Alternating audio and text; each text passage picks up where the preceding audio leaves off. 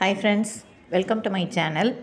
இந்த வீடியோவில் நம்ம பார்க்க போகிறது லேசி டேசி ஸ்டிச்சு தான் பார்க்க போகிறோம். அதுக்கு நான் சில்க் த்ரெட் எடுத்திருக்கேன். அதே மாதிரி கேபிட்டோரா நீடில் தான் எடுத்திருக்கேன். நீங்கள் நார்மல் நீடிலில் கூட இந்த ஸ்டிச்சு ட்ரை பண்ணலாம். இதுக்கு வந்து நான் 4x4 வந்து 8 ஸ்டாண்ட்ஸ் எடுத்து நான் போடுறேன். இந்த சில்க் த்ரெட் இல்லாமல் நமக்கு cotton embroidery, hand embroidery anchor thread இருக்கு இல்லையா, இதை யூஸ் பண்ணியும் நம்ம போடலாம். இதில் பார்த்திங்கன்னா ஒரு 6 ஸ்டாண்ட்ஸ் இருக்கும். இதை சிங்கிள் ஸ்டாண்ட்ஸாக கூட அப்படியே 6ஐயும் எடுத்து நம்ம போடலாம். இது வந்து என்னென்னா அந்தளவுக்கு ஷைனிங் இருக்காது. நம்ம சில்க் த்ரெட்டில் இருக்க ஷைனிங் அதில் இருக்காது. பட் ஈஸியாக இருக்கும். இது சில்க் த்ரெட் வந்து உங்களுக்கு நிறைய ஸ்டாண்ட்ஸ் எடுக்கும்போது பிரியும், சிக்காகும். பட் அந்த பிரச்சனையெல்லாம் வந்து அந்த காட்டன் த்ரெட்டில் இருக்காது.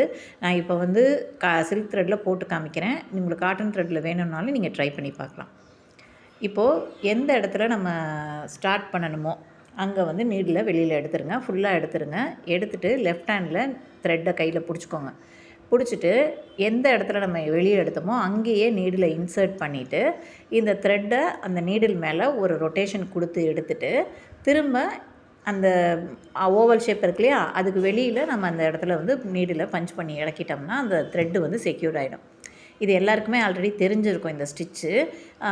இதை வச்சு நம்ம நிறைய ஒர்க் பண்ண முடியும். ஆரி ப்ளவுசஸில் வந்து நிறைய ஒர்க் பண்ணலாம். அதனால தான் இந்த ஸ்டிச்சையும் நான் வந்து சிலபஸில் வச்சுருக்கேன்.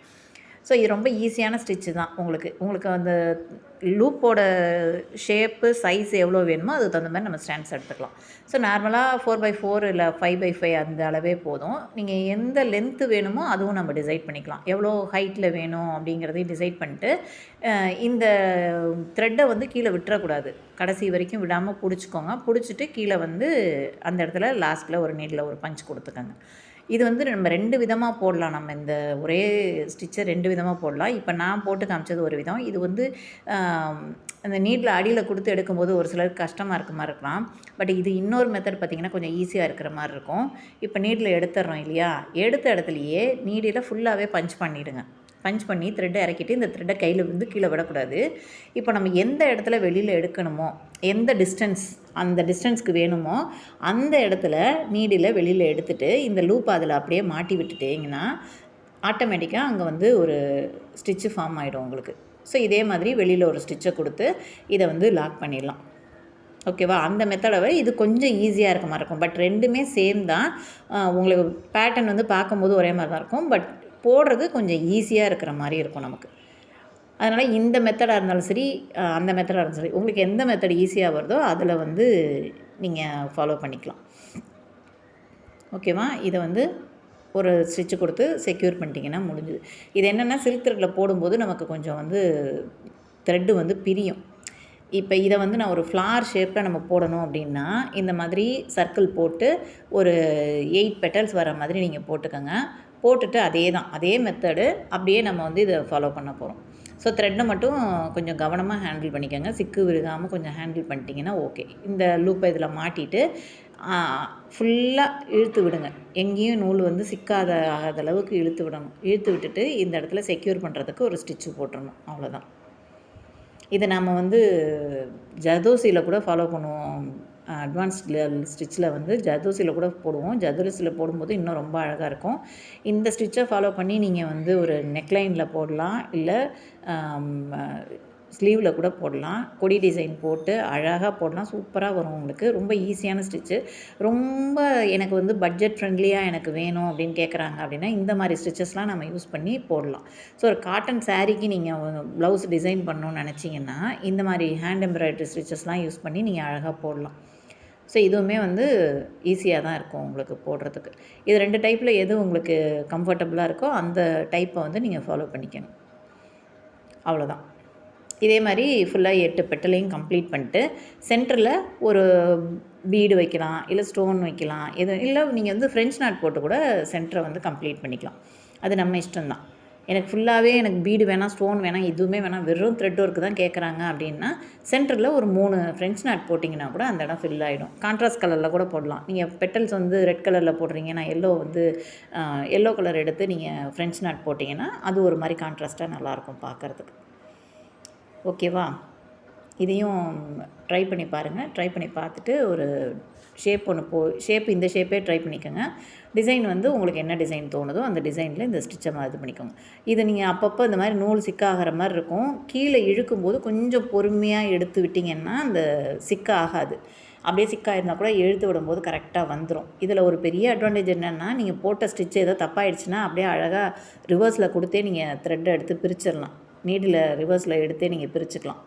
ஸோ இது நீங்கள் எவ்வளோ பெரிய நீடில் தான் யூஸ் பண்ணணுங்கிறதுல உங்கள்கிட்ட நார்மல் சேவிங் த்ரெட் நீடில் இருக்கும் இல்லையா, அந்த நீடில் கூட நீங்கள் யூஸ் பண்ணிக்கலாம். ரொம்ப இது நான் கேபட்டோட நீடில் இருந்ததுனால அதை யூஸ் பண்ணிட்டேன். நீங்கள் பெரிய நீடில் இருந்தாலும் நார்மல் நீடில் இருந்தால் என்ன சைஸ் வேணாலும் நீங்கள் யூஸ் பண்ணிக்கோங்க.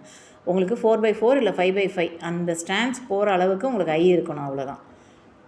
இப்போ இதே இதில் அந்த ஃபஸ்ட்டு ஒரு மெத்தடு போட்டோம் இல்லையா, அதுலேயும் 2-3 பெட்டல் ட்ரை பண்ணி பார்க்கலாம். மோஸ்ட்லி எனக்கு இப்போ இது வரைக்கும் போட்டேன்ல, அதுதான் எனக்கு ஈஸியாக இருக்க மாதிரி இருக்கும். அது கொஞ்சம் குத்தி எடுக்கும்போது நம்ம கீழே ஒரு விரலை கொடுத்து அந்த நீடில் கொண்டு வந்து எடுக்கிற மாதிரி இருக்கும். ஸோ அது எனக்கு கொஞ்சம் கஷ்டமாக இருக்க மாதிரி இருக்கும். நான் இப்போ போட்டிருந்தால இது வரைக்கும் போட்ட மெத்தடு தான் நான் ஃபாலோ பண்ணுவேன். உங்களுக்கு எந்த மெத்தடு ஈஸியாக வருதோ அந்த மெத்தடை ஃபாலோ பண்ணிக்கோங்க.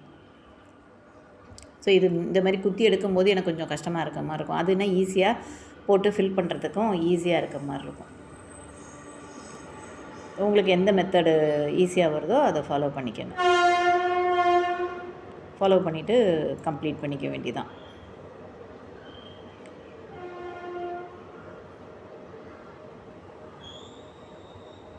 இதை ஒரு கொடி டிசைன் கேட்குறாங்க அப்படின்னா நம்ம நார்மலாக என்ன பண்ணுவோம், அந்த ஸ்டோன் வச்சு ஏதாவது வச்சு சுகர் பீடு 3mm பீடு இது மாதிரிலாம் வச்சு அரேஞ்ச் பண்ணுவோம். அது கொஞ்சம் ரேட்டு கூட வச்சு சொல்லலாம். பட் சில்க் த்ரெட் வெறும் சில்க் த்ரெட்டு மட்டும் வச்சு எனக்கு த்ரெட் ஒர்க் மட்டும் இருந்தால் போதும் அப்படின்றாங்கன்னா இந்த மாதிரி ஸ்டிச்சஸ் நீங்கள் யூஸ் பண்ணலாம். நடுவில் கூட ஒரு சின்ன பீடு வச்சா கூட போதும். ஒரு லுக் பார்த்திங்கன்னா நல்லாயிருக்கும். எனக்கு ஃபுல்லாகவே எதுவுமே வேணான்னா கூட ஒரு 3 ஃப்ரெஞ்ச் நாட் போட்டால் கூட அது நல்லாயிருக்கும் பார்க்குறதுக்கு. ஸோ ரொம்ப ஈஸியான ஸ்டிச்சு தான். ஆல்ரெடி இது நிறைய பேருக்கு தெரிஞ்சிருக்கும். ஹேண்ட் எம்ப்ராய்டரி தெரிஞ்சிருந்ததுன்னா இந்த ஸ்டிச்சு தெரியாமல் இருக்கவே இருக்காது. இதையும் நீங்கள் தெரிஞ்சு வச்சுக்கோங்க. உங்களுக்கு இதை வச்சு நிறைய ஸ்டிச்சஸ் போடலாம். நீங்கள் ஒரு கொடி டிசைனில் லீஃப் போடுறது கூட இந்த பக்கம் ஒன்று இந்த பக்கம் ஒன்று இப்படி போட்டுகிட்டே போகலாம். நடுவில் லீஃப் எதில் வேணாலும் நம்ம சுகர் பீடோ இல்லை கட் பீடோ எதில் வேணாலும் யூஸ் பண்ணிட்டு சைடில் வர லீஃப் இந்த ஸ்டிச்சு வச்சு போடலாம். அதுவும் நல்லாயிருக்கும் உங்களுக்கு பார்க்குறதுக்கு. ஸோ இது ஃபுல்லாகவே இப்படி போட்டு கம்ப்ளீட் பண்ணிக்கோங்க. இந்த மாதிரி பெட்டல்ஸ் வர மாதிரி. இல்லை இன்னும் நெருக்கமாக எனக்கு பெட்டல்ஸ் வேணும் அப்படின்னாலும் இன்னும் நெருக்கமாக கூட நடுவில் ஒரு இந்த பக்கம் ஒன்று அந்த பக்கம் ஒன்று எக்ஸ்ட்ரா போட்டுகிட்டே போகலாம். நம்ம இன்னும் பெட்டல்ஸ் வர மாதிரி கூட போடலாம்.